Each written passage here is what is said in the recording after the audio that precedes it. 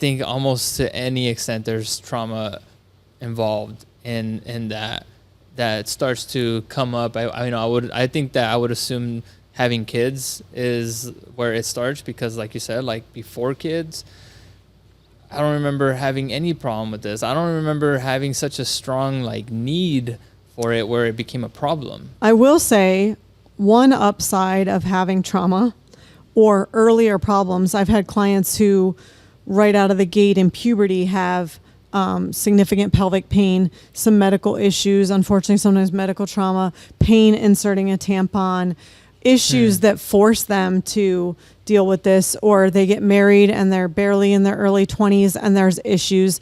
And the only good news about that is it forces them to deal with it so much earlier than you or I ran into after kids. And so I was already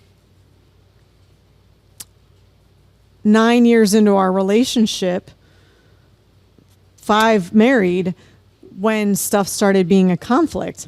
That's weird. That's unnerving.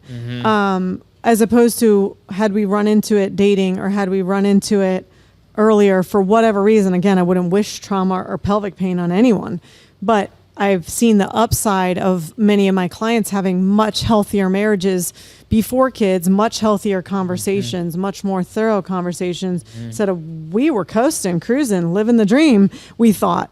And then bam. Yeah, we were having sex. It just blew up. Yeah, I feel like we were having sex, like just a lot, plenty. Like you didn't even have to think about it. And also, like, again, not even worrying about it at all. Like now it became such a big worry that I would never get it, or that I would never have sex, because I'm being denied almost every time, and I'm being denied or rejected every single time because I'm most likely pushing so much.